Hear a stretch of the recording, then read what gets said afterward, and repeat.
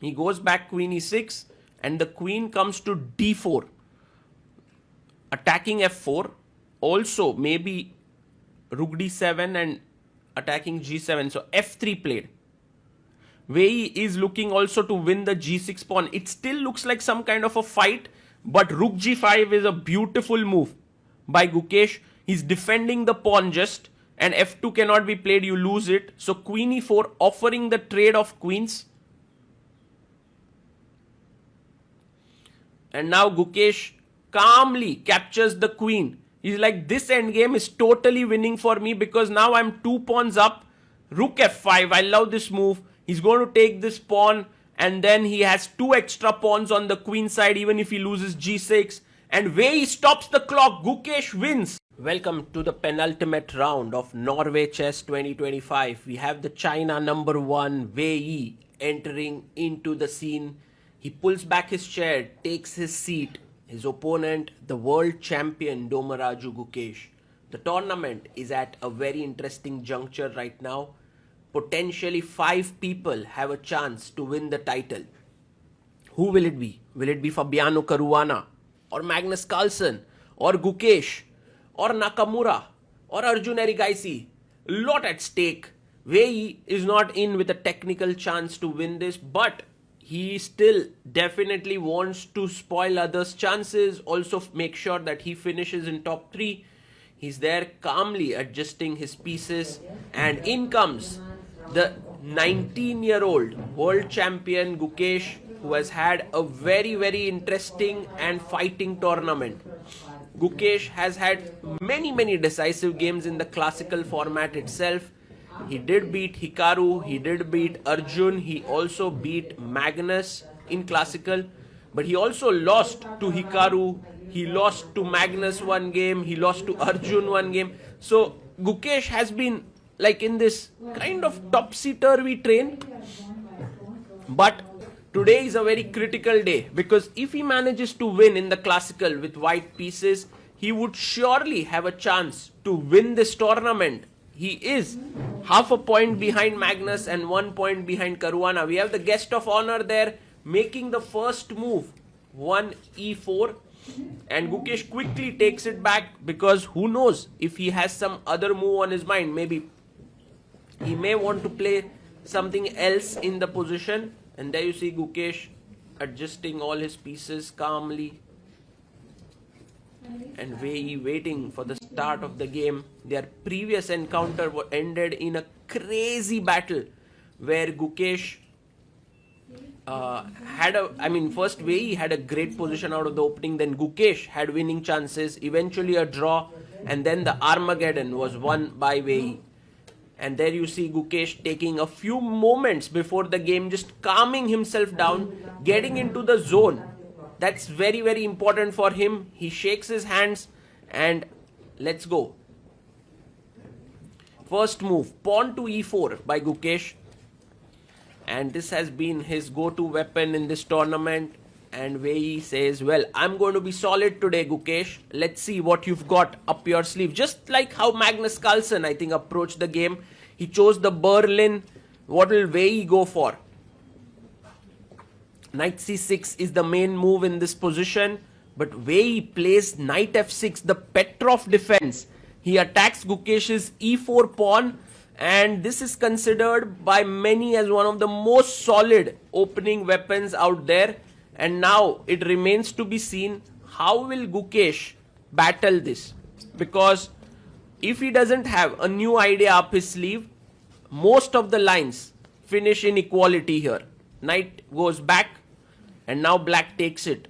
The Petrov defense is something that has been used by many players across the years to fight for, a very solid position out of the opening.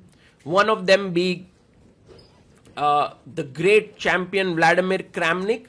The other present day is Jan Nepomniachtchi. He uses it extensively. But Gukesh goes for this line, knight c3, takes, which was actually all the rage around a decade ago. Vishy Anand was playing it when he was the world champion. And it's very aggressive because you get your bishop out, you put your queen up and you long castle. Now, black has a choice to castle short or to just wait and wait where the white king is going. But Wei is like, I'm in for a fight here, which is interesting. Queen d2 is the main move, but Gukesh goes one step ahead. Queen d3. Wow. That's a new idea. It has been played before by Alexienko against Matlakov in 2021 and by Sethuraman against Deep Sen Gupta in 2022. One of the ideas is to go h4 followed by knight g5 trying to attack on h7, but first Gukesh puts his king on the queen side. I'm enjoying it. I'm loving this battle. Opposite side castling and first new move of the game. Like this has never been played before. c6 was played in most of the games. Knight c5 attacks the queen. Queen c4. Gukesh still in his preparation. Wei seems to be out of his prep. He is at 145. Queen c4. And Wei quickly gets his bishop out. He's asking Gukesh, hey, what's on your mind? I have all my pieces out.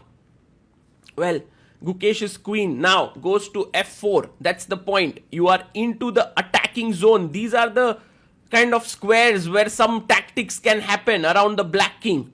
He's gotten his queen there. He wants to now start pushing his kingside pawns.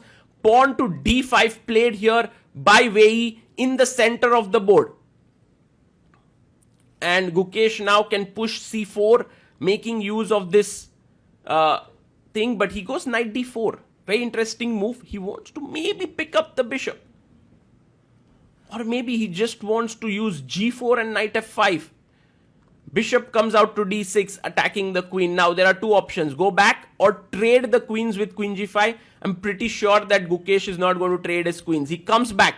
Queen f3. He's in for the attack now. And now this move, queen d7 played here by Wei. And he is threatening bishop g4 to win an exchange. Gukesh stops it with h3. I mean, Gukesh could have also taken the pawn, the bishop here, forcing fe6, but he did not. And now Wei goes c6. Time-wise now, both players have equal time. Gukesh out of his prep goes now g4. He wants to put his knight on f5 and he's gaining space. It'll be interesting to see how Wei counters this. Wei goes very direct, f5. In fact, there's something to be said about both Gukesh and Wei. They play moves which sometimes look very risky, like in this case, to take the bishop to weaken the light squares of black.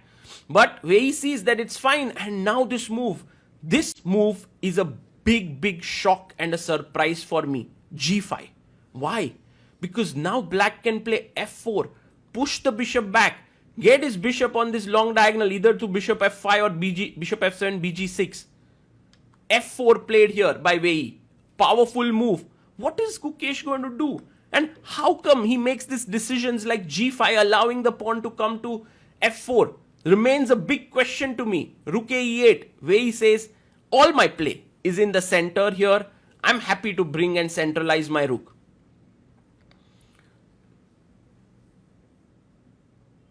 And now Gukesh plays rook to g1. He improves the position of his rook. Also, he wants to play h4 but doesn't want the bishop to come here. Actually, Gukesh isn't afraid of this bishop surviving. I'm a bit surprised. There is this beautiful maneuver which needs to be thought of, but Wei plays bishop f5. And yes, he's coming in with his bishop to e4, but Gukesh can simply chop it off now. Knight takes f5. He can take it. Gukesh thinks for a bit and takes it after 6 minutes of thought. Queen takes f5 played here by Wei. And now this c4 move really feels like the right one. Because when you have the bishop pair, yes, Gukesh goes for it. When you have the bishops, you want the position to be open so that the bishops can breathe here, can feel it. Now black can keep the position closed, but Gukesh might even kick the knight away. So Wei goes right into the heart of the position. Knight e4. The knight is well placed here. And bishop to d3 played by Gukesh. He's getting his pieces on good squares. Knight d2 is possible, hitting the queen so that this queen is not hanging, but I'll simply recapture. He goes queen e5, getting out of the pin. And remember, putting pressure here, there are also ideas like bishop a3 in the air. If you take, I checkmate you. Rook e1. Beautiful move by Gukesh. The best move. Pinning here. Also with ideas of bishop c3. Bishop comes to c5. He's attacking the pawn on f2. And now pawn takes pawn is the best move here by Gukesh. He finds it. Amazing. Gukesh has already made 5 moves which are the top engine choice here. Pawn takes pawn. And now a very important move, rook e2. Does 2 things. Defends f2. Plans to double the rooks. He finds again rook e2. The best move in the position. And now Wei Yi blunders. He makes a huge mistake. Knight takes d2. And you know, his idea is if you take my queen, I'll take yours and I'm winning. You can take back rook d2, but then bishop e3 is his idea. What a beautiful tactic. Pawn takes, and the rook is hanging. Wow. But here, Gukesh goes bishop h7. How is this working? If king takes h7, we can understand he wants to give a check and pick up the queen. But king h8. And Wei is asking, because if you go queen f3, I have queen h5, I have queen e2. But he takes on d2. Oh my goodness. What a move here by Gukesh. Takes. By the way, just so that you know, now bishop e3 wasn't working because of bishop g6 and mate threatened. Anyway, takes here, rook takes d5 by Gukesh, attacking the queen and the bishop. Fantastic play. Gukesh gets up from the chair. He believes he has a winning position. Wei Yi now goes queen e2, offering a trade of queens. If Gukesh takes, rook takes, take here, this is equal. But Gukesh finds g6, another classy move. If you go here, you are in trouble with rook h5 check. So king g8. And another beautiful move. Oh my god. This is the 10th move that Gukesh has played on a trot, which is the best move in the position. Queen b3, the rook moves, there's a check coming in. Bishop e3 played. It is important because you couldn't do anything else. Your bishop was hanging. The rook was giving us some deadly discourse. Bishop e3. If you take here, he wants to trade the queens and fight in this endgame. So the best move for Gukesh, king b1, again finds it. Again plays king b1. What a move here by Guki. King h8 played. And somehow Wei Yi has come out of this. He has controlled the h5 square with his queen. Everything looks pretty okay. But now Gukesh says, I'm taking your pawn. You can't take with the queen because of rook h5 mate. So he takes back with the rook, attacking the queen. Very important to now be careful because this is a threat. Queen e1 checkmate on the back rank. Queen b4. I absolutely love this move. You control e1 but you also attack f8, threatening to checkmate here. And he goes rook to c8, attacking the c2 pawn with his rook and the queen. And what does Gukesh do here? He goes rook to c1, defending the c2 pawn.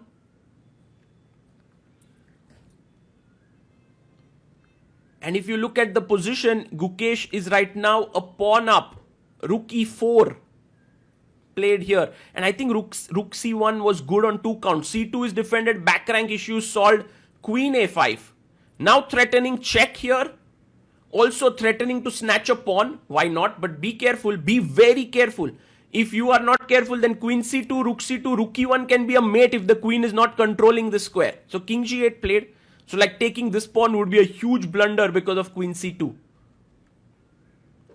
b3 played. And Gukesh is saying, I have everything under control in a way. Everything is looking good for me. Why should I hurry? I'll play simple chess. I'll take out the back rank issues, make space for my king. Wei Yi now thinking hard, plays rook e8 back. One of Wei Yi's ideas is to play f3, f2 and try to push the f pawn down the board. Gukesh is like, thank you Wei Yi for this free pawn. I'm very happy to have taken it. He goes back queen e6 and the queen comes to d4. Attacking f4. Also maybe rook d7 and attacking g7. So f3 played. Wei Yi is looking also to win the g6 pawn. It still looks like some kind of a fight, but rook g5 is a beautiful move by Gukesh. He's defending the pawn just, and f2 cannot be played, you lose it. So queen e4 offering the trade of queens. And now Gukesh calmly captures the queen. He's like, this endgame is totally winning for me because now I'm 2 pawns up. Rook f5, I love this move. He's going to take this pawn, and then he has 2 extra pawns on the queen side even if he loses g6. And Wei Yi stops the clock. Gukesh wins.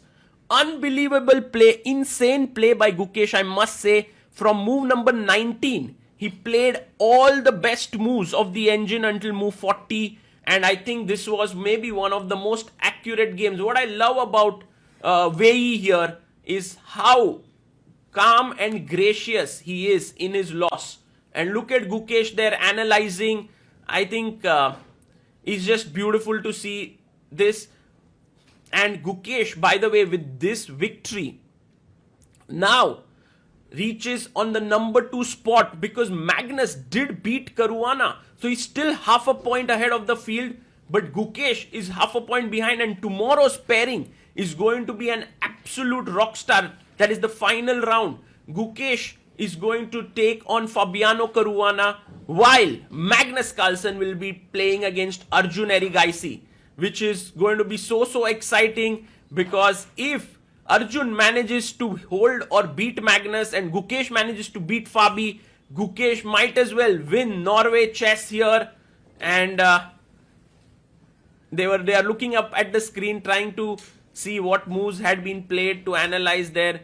And Wei Yi had a great position. And by the way, the arbiter says there are a few games going on, so if you guys can analyze later. But the players are so much in the trance, they want to just understand where they could have done better, what is it that they could have improved. It's just very interesting.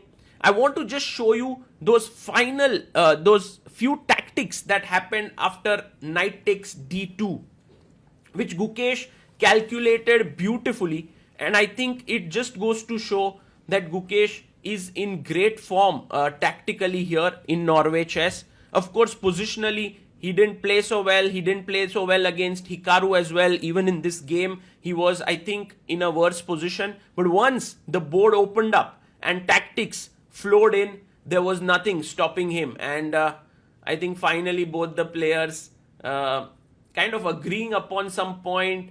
And I love how Wei Yi has a smile there. Gukesh has a smile. They might be the biggest rivals on the board, but once the game is over, they both have a smile on the face. That is just epic. That is just epic. Both extremely humble, Wei Yi and Gukesh, and that is quite nice to see. And both of them putting back their pieces. Let's go to the analysis board and check out. And there, Gukesh giving his mark of respect to the board, and of course he will fold his score sheet like he always does.